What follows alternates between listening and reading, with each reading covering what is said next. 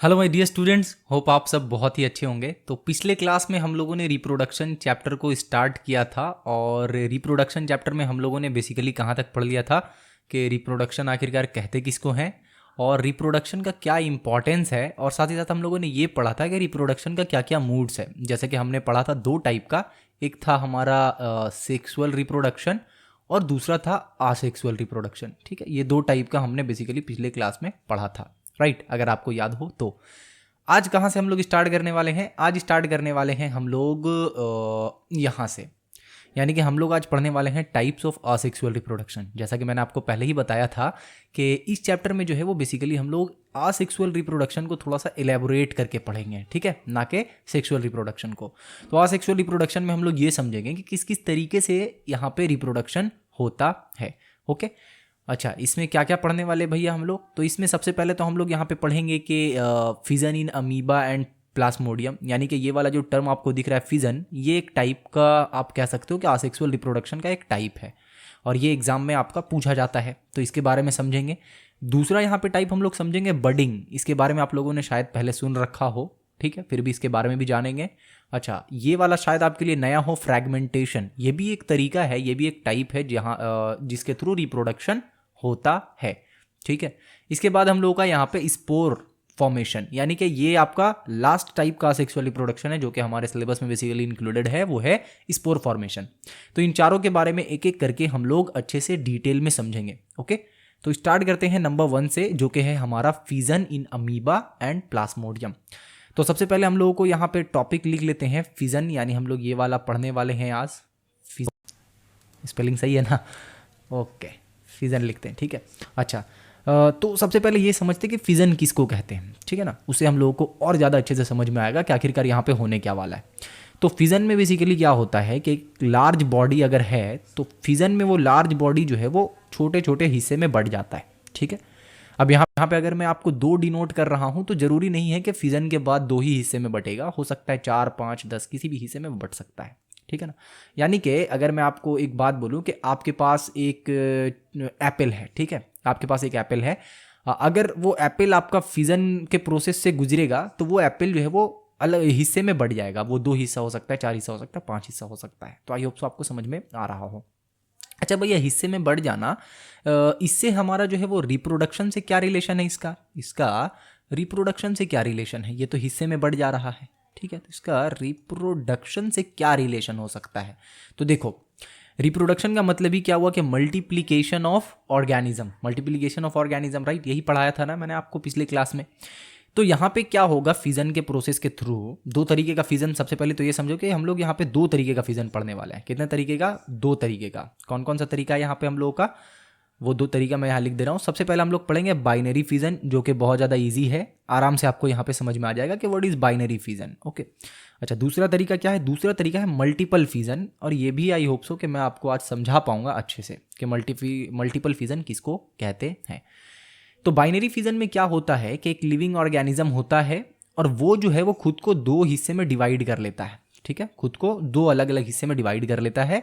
और ये जो अलग अलग हिस्सा है ये जो है वो आगे चल के न्यू ऑर्गेनिज्म में कन्वर्ट हो जाता है, ठीक है, न्यू ऑर्गेनिज्म में कन्वर्ट हो जाता है।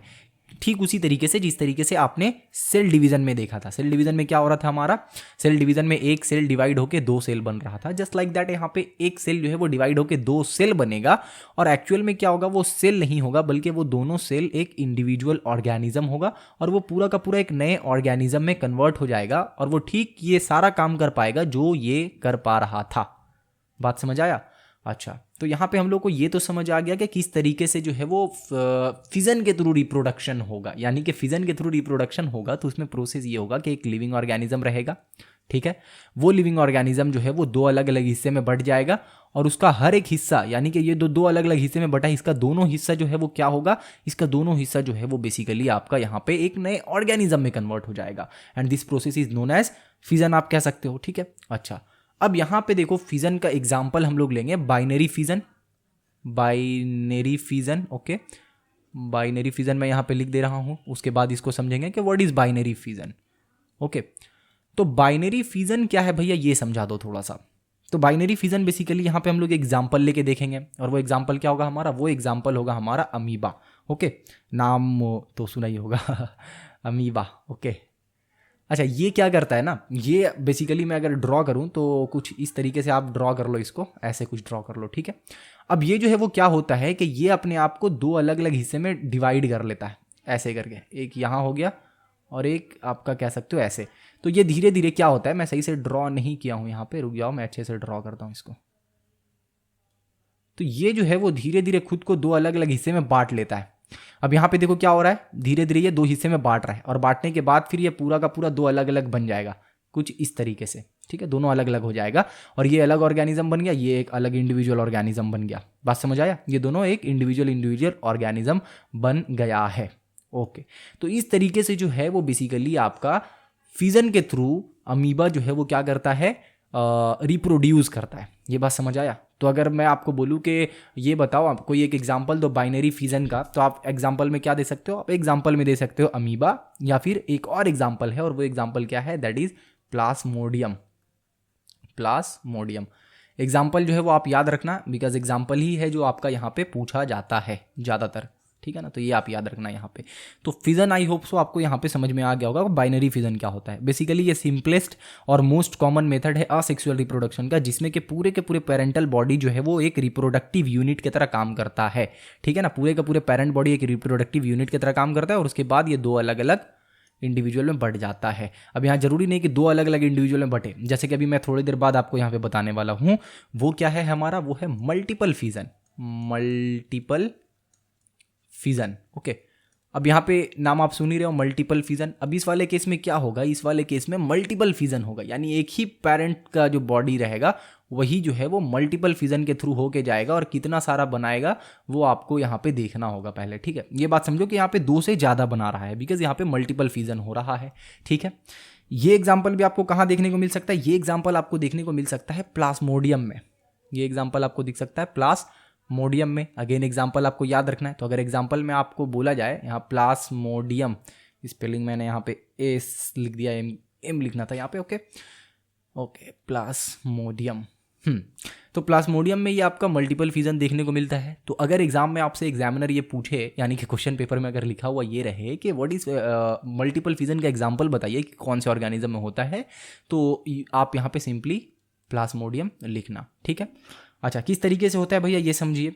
तो देखो होता क्या है कि ये जो है ना, मान लो ये एक प्लाज्मोडियम है, ठीक है, ये एक प्लाज्मोडियम है।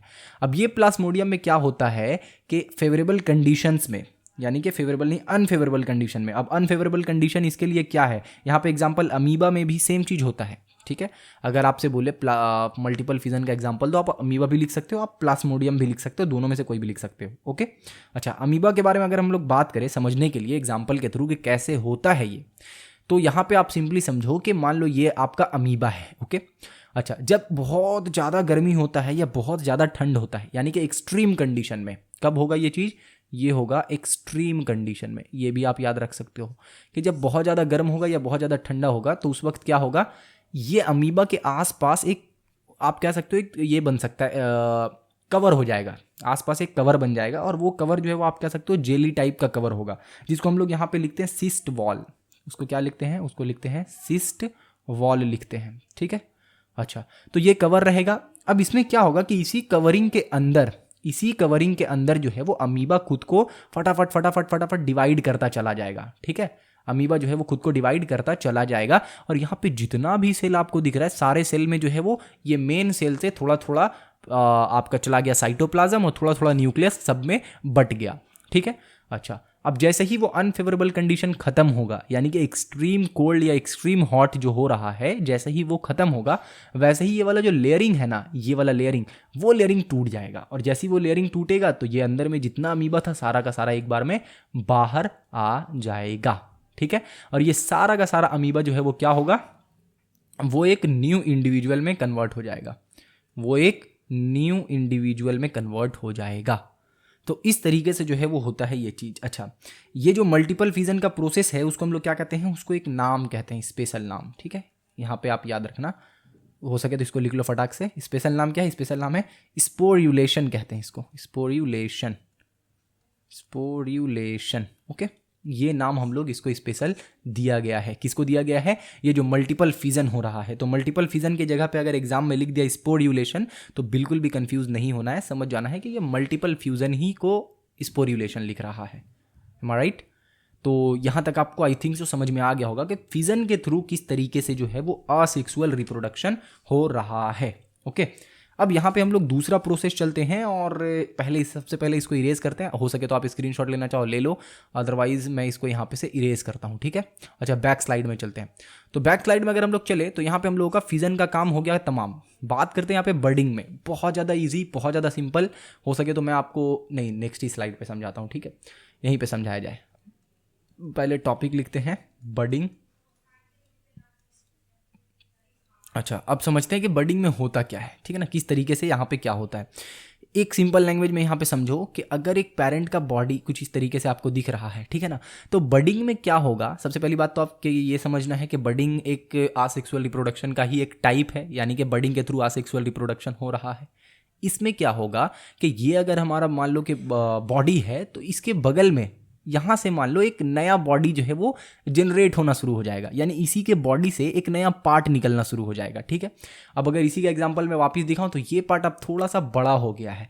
अब अगर मैं एक एग्जांपल दूं तो ये पार्ट अलग हो गया है। ठीक है, तो ये आपका बेसिकली बडिंग का प्रोसेस है, अगर आप एकदम सिंपल समझना चाहते हो तो बडिंग में क्या हो रहा है। बडिंग में बेसिकली आपका पेरेंट के बॉडी के ऊपर एक छोटा सा बर्ड बन जा रहा है। ठीक है, इसको हम लोग बर्ड, कौन सा बर्ड भाई? ये वाला बर्ड, BUD बर्ड। ओके, ये वाला बर्ड बन जा रहा है और फिर वो धीरे धीरे धीरे धीरे ग्रो कर रहा है और ग्रो करके यहाँ तक पहुँच रहा है और उसके बाद इतना ग्रो कर जा रहा है कि वो वहाँ से हट जा रहा है और हटने के बाद क्या होगा, वही सेम किस्सा, ये जो है वो न्यू इंडिविजुअल में कन्वर्ट हो जाएगा। दैट्स इट, ये जो है वो न्यू इंडिविजुअल में कन्वर्ट हो जाएगा और ये भी अपना न्यू इंडिविजुअल है। तो अब क्या हुआ, एक ही था लेकिन एक से क्या हो गया, दो बन गया और यहाँ पे कोई भी यहाँ पे फ्यूजन नहीं हुआ। क्या नहीं हुआ यहाँ पे फ्यूजन नहीं हुआ है। ठीक है, जो कि हमने सेल डिवीजन में पढ़ा था कि फ्यूजन ऑफ गैमेट्स होता है, तो यहाँ पे फ्यूजन ऑफ गैमेट्स वगैरह कुछ नहीं हुआ है, बिकॉज यहाँ पे हम लोग असेक्सुअल रिप्रोडक्शन के बारे में बात कर रहे हैं, ना कि सेक्सुअल रिप्रोडक्शन के बारे में। ठीक है, तो ये आपका बेसिकली बडिंग का तरीका है। तो budding is a method of asexual reproduction. अगर आप अपने बुक के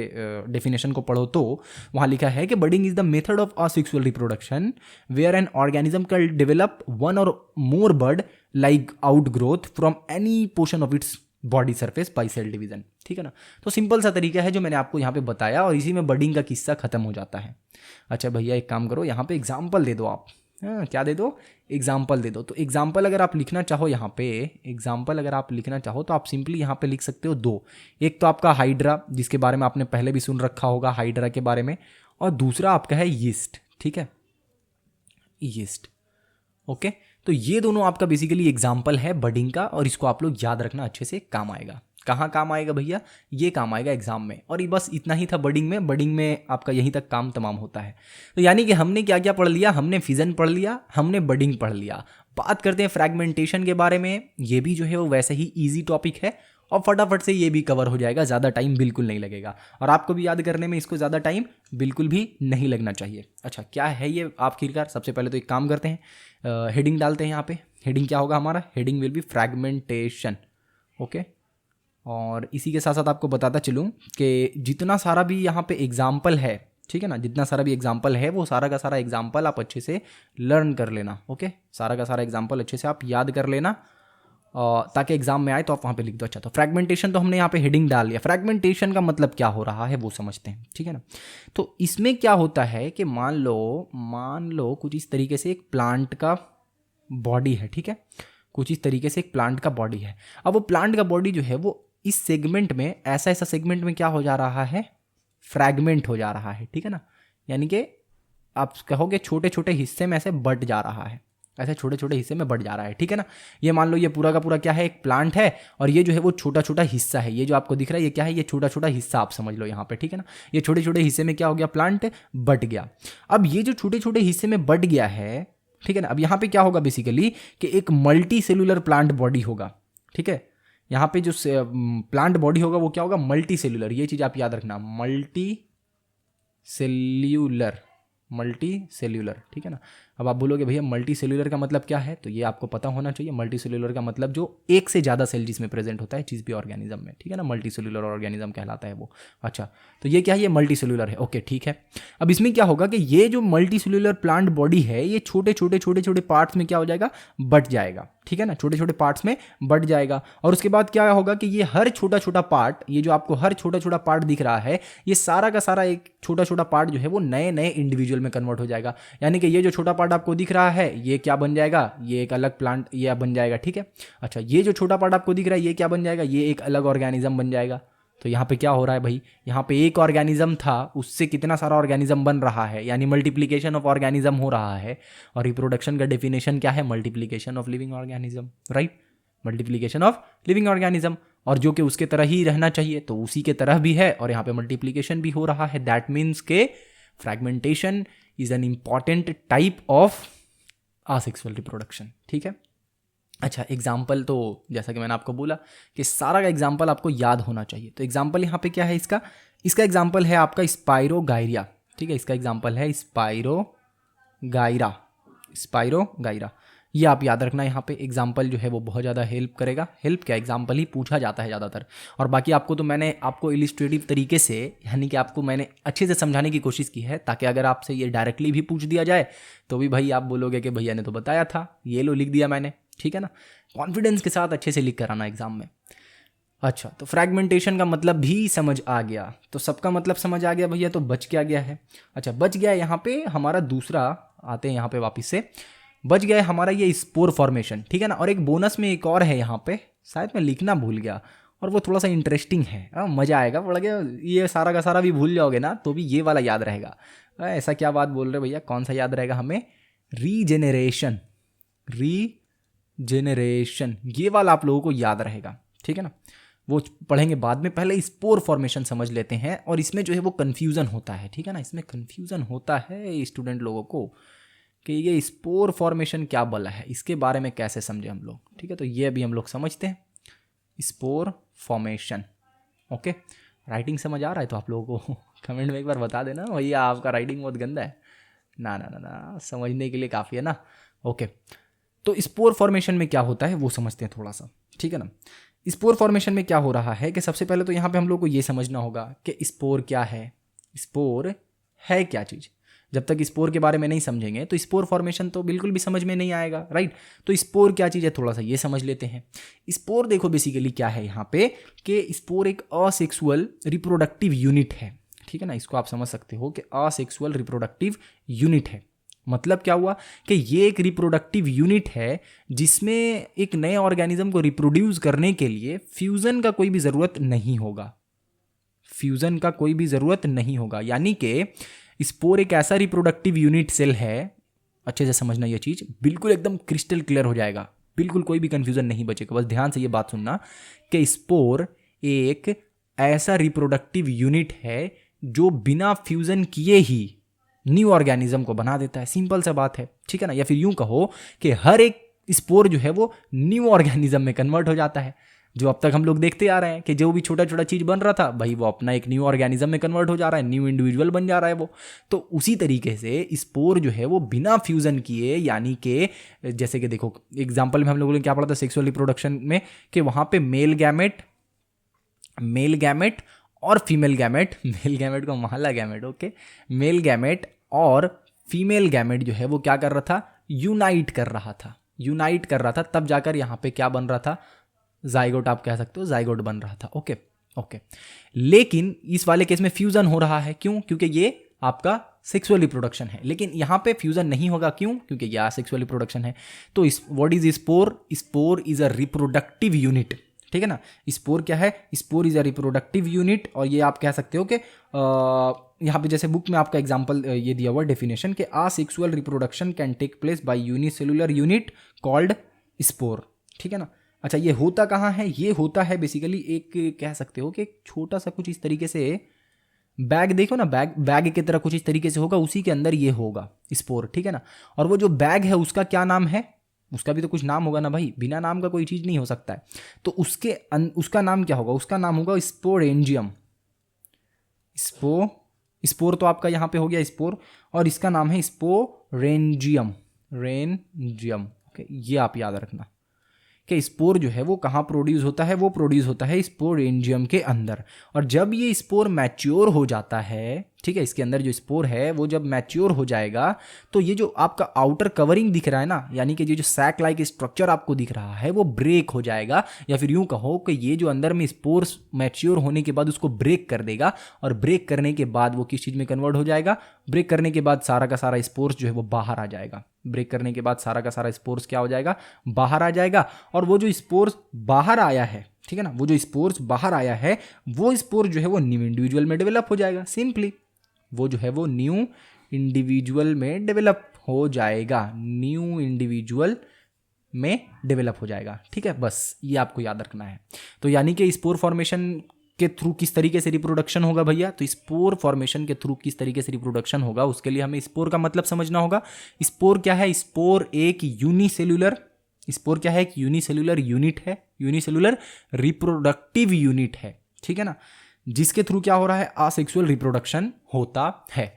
और इस स्पोर्स को, इस स्पोर जो है, ये जो स्पोर आपको दिख रहा है, एक्चुअल में यही जो है वो क्या होता है, न्यू इंडिविजुअल में कन्वर्ट हो जाता है, न्यू इंडिविजुअल में कन्वर्ट हो जाता है, दैट्स इट। और यहाँ पे बिल्कुल भी कुछ भी नहीं है, ठीक है ना, बस यही आपको यहाँ पे समझना था, और आई होप सो आपको समझ में आ गया होगा। अच्छा, यहाँ पे आपको दो तीन चीज़ और समझना है, यहाँ पे आपको दो तीन चीज़ और समझना है, जैसे कि जू स्पोर और प्लानो स्पोर,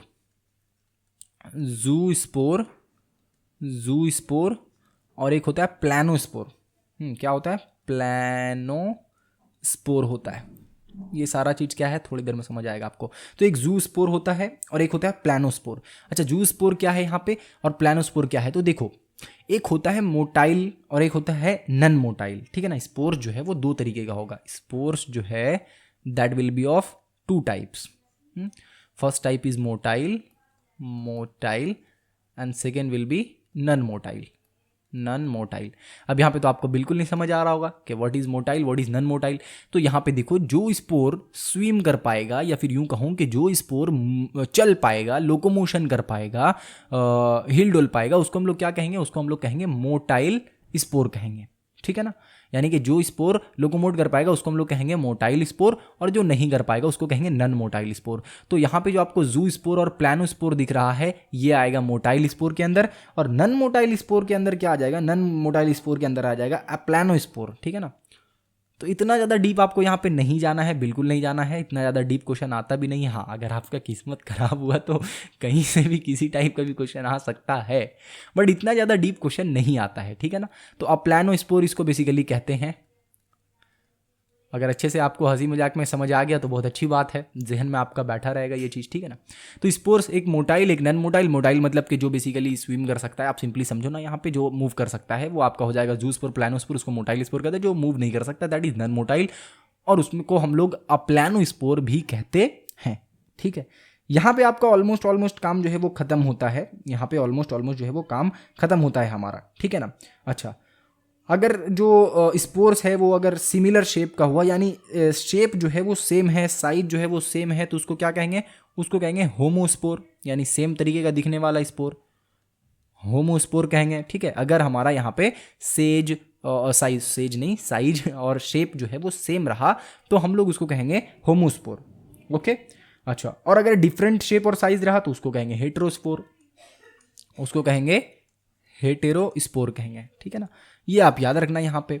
तो क्या क्या आपने यहाँ पे स्पोर के अंदर पढ़ा, स्पोर के अंदर आपने पढ़ा कि स्पोर जो है वो बेसिकली एक यूनिसेल्युलर रिप्रोडक्टिव यूनिट है जिसके थ्रू असेक्सुअल रिप्रोडक्शन होता है, और स्पोर जो है वो फेवरेबल कंडीशन में खुद ही जो है वो न्यू इंडिविजुअल में कन्वर्ट हो जाता है। स्पोर जो है वो दो अलग अलग टाइप का होता है, एक मोटाइल एक नन मोटाइल। मोटाइल का मतलब वो स्पोर जो बेसिकली क्या कर सकता है, लोकोमोट कर सकता है, स्विम कर सकता है, ठीक है।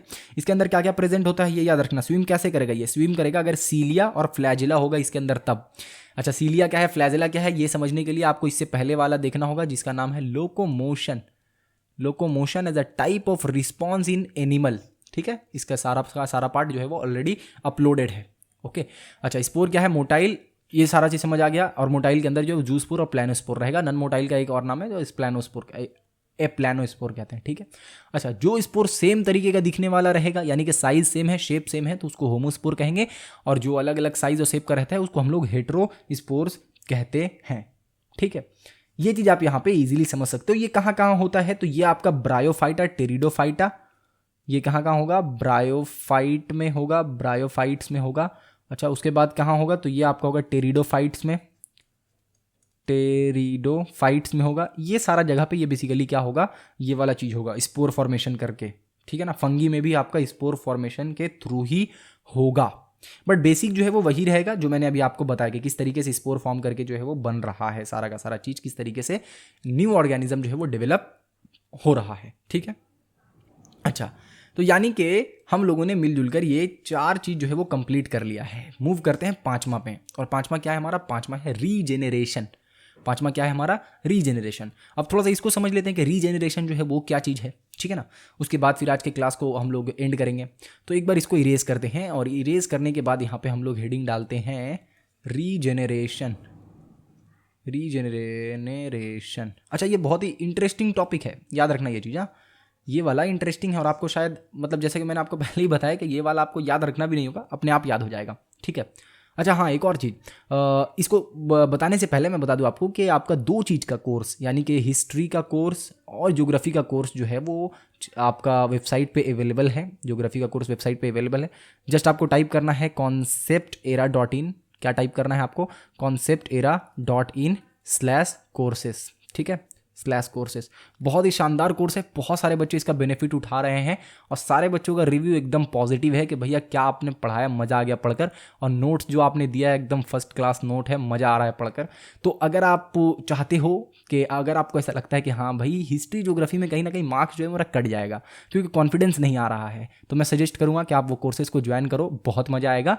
और हाँ, एक और चीज़, अगर ये कोर्स को आप ज्वाइन कर रहे हो और आपको वहाँ पे नहीं समझ आ रहा है कुछ, तो आप मुझे पूछ सकते हो कि भैया हमको कुछ समझ नहीं आ रहा है, तो उस समय मैं आपको पर्सनली 1-on-1 लाइव सेशन देके सारा का सारा चीज़ एक्सप्लेन करूँगा कि किस तरीके से क्या हो रहा है। यानी कि नहीं समझ आने का कोई भी चांसेस नहीं है, ठीक है ना, कोर्स ज्वाइन करने के बाद। तो आप इस कोर्स को चेकआउट कर सकते हो अगर आपको हिस्ट्री और ज्योग्राफी में प्रॉब्लम हो रहा है और लगता है कि हाँ भैया कॉन्फिडेंस नहीं आ रहा है कि कर पाऊंगा या नहीं कर पाऊंगा, तो आप ऑफकोर्स सी बात है कि आप कोर्स को चेकआउट करना, ठीक है ना। ओके, अच्छा, वापिस से हम लोग अपने मुद्दे पे आते हैं। मुद्दा क्या है हमारा, मुद्दा है रीजेनरेशन, रीजेनरेशन, ओके, इस पे आते हैं। अच्छा, रीजेनरेशन क्या चीज़ है, तो रीजेनरेशन में क्या होता है, बहुत इंटरेस्टिंग है। जैसे कि देखो, मान लो कि ये एक टाइप का कोई ऑर्गेनिज्म है, ठीक है ना। ऑर्गेनिज्म तो भैया ऐसा ऐसा बना रहे हैं जैसा कोई कहना ही नहीं, पर मान लेते हैं ना भाई कि ये ऑर्गेनिज्म क्या जाता है अपना, ठीक है ना, मान लेते हैं। तो ये ऑर्गेनिज्म का मान लो कि ये वाला पोर्शन मैंने काट दिया, ये वाला पोर्शन मैंने काट दिया और काट के यहाँ ले आया, ठीक है, ओके। मैंने बोला ये वाला ही पोर्शन काट लेते हैं, तो ये वाला पोर्शन भी मैंने यहाँ से काट लिया, काट के मैं यहाँ लेकर आ गया, ठीक है। मैं बोला भैया ये वाला पोर्शन भी अच्छा नहीं लग रहा है, इसको भी काट लेते हैं। बोला ठीक है, चलो यहाँ से भी एक पोर्शन काट लिया। अब इंटरेस्टिंग चीज़ क्या होगा यहाँ पे रीजेनरेशन में कि ये तीनों का तीनों जो है वो एक नए ऑर्गेनिज्म में कन्वर्ट हो जाएगा। यानी आप इसके बॉडी का कोई भी हिस्सा काट लो और ये एक नए ऑर्गेनिज्म में कन्वर्ट हो जाएगा। यानी कि ये जो है वो वापस से ऐसा बन जाएगा, ये भी वापस से ऐसा ही बन जाएगा, और ये भी वापस से ऐसा ही बन जाएगा। बात समझ आया, ये चीज़ है। तो ये आपका रीजेनरेशन है। ऑफकोर्स ये बात है कि आपके अंदर ये हुलचुल मच रहा होगा कि भैया ये बताओ कि होता किस में ये चीज़। तो ये होता है प्लेनेरिया में। किस में होता है ये चीज़, ये होता है प्लेनेरिया में। याद रखना एग्जाम्पल, भैया बोलने की क्या ज़रूरत थी, मुझे तो याद ही रहता है ये चीज़। तो रीजेनरेशन किस में होता है, प्लेनेरिया में होता है। अगर प्लेनेरिया के बॉडी का कोई भी हिस्सा आप वहाँ से काट दो थोड़ा सा, वो नया प्लेनेरिया बन जाएगा। फिर आप उसका बॉडी का हिस्सा थोड़ा सा काट दो, हाँ मुझे काटोगे, लो मैं पूरा का पूरा बन जाऊंगा। फिर आप थोड़ा सा काटोगे, फिर वो भी पूरा का पूरा ऑर्गेनिज्म में कन्वर्ट हो जाएगा। तो ये जो है वो प्लेनेरिया के अंदर होता है। यानी कि आप छोटा सा उसका पोर्शन काटोगे, वो पूरा का पूरा न्यू ऑर्गेनिज्म में कन्वर्ट हो जाएगा, है ना। Interesting, okay. अच्छा, एक चीज़ और यहाँ पे क्या है कि आप प्लेनेरिया को इतने हिस्से में बांट सकते हो, यानी कि ऑलमोस्ट 279 हिस्से में आप बांट सकते हो इसको काट काट कर, ठीक है। ये सोचो कितना छोटा होता होगा, ये कितना ज़्यादा छोटा होता होगा, उसको भी आप 279 पार्ट्स में बांट सकते हो। और ये 279 का 9 जो है वो एक न्यू इंडिविजुअल में कन्वर्ट हो जाएगा, ठीक है। ये एक न्यू इंडिविजुअल में कन्वर्ट हो जाएगा। और हो क्या रहा है यहाँ पे हो रहा है मल्टीप्लिकेशन, और मल्टीप्लिकेशन जब हो रहा है तो हम लोग क्या बोलेंगे, इसको मल्टीप्लिकेशन हो रहा है तो हम लोग बोलेंगे भैया रिप्रोडक्शन हो रहा है यहाँ पे। बात समझ आया?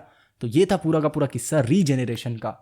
और यहाँ पे हम लोगों का ऑलमोस्ट जो है वो चैप्टर में सिर्फ एक चीज बच गया है, और वो क्या है, दैट इज वेजिटेटिव। बहुत इंपॉर्टेंट है और एग्जाम में इससे क्वेश्चन ऑलमोस्ट आप समझो, तय समझो कि इससे आता ही आता है, ठीक है ना। वेजिटेटिव क्या है, वेजिटेटिव प्रोपगेशन, वेजिटेटिव प्रोपगेशन, ये चीज़ आप याद रखना। नेक्स्ट के क्लास में हम लोग इसको डिस्कस करेंगे अच्छे से, और तब तक के लिए बस थोड़ा बहुत ये सब रिवाइज कर लेना जो भी मैंने पढ़ाया है, ठीक है ना।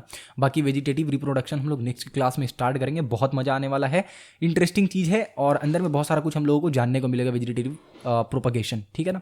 तो इसका वीडियो कब आएगा भैया, इसका वीडियो आएगा बहुत जल्द। उसके लिए आप चैनल को फटाफट से सब्सक्राइब कर लो। क्यों करें भैया सब्सक्राइब, इसलिए ताकि जब ये वीडियो आए तो आपके पास एक नोटिफिकेशन आ जाए कि हाँ ये वीडियो आ चुका है, तो फिर आप इसको वापस से कंटिन्यू कर सकते हो, ठीक है। तो चैनल को सब्सक्राइब कर लो और अपने स्कूल के जितने भी फ्रेंड्स हैं, कोचिंग के जितने भी फ्रेंड्स हैं, उन सारे तक इस वीडियो को शेयर करो, ताकि उन लोगों को भी थोड़ा सा इंटरेस्ट जागे इस चैप्टर में, और उन लोगों को भी सारा का सारा चीज़ आराम से समझ में आ जाए, ठीक है ना।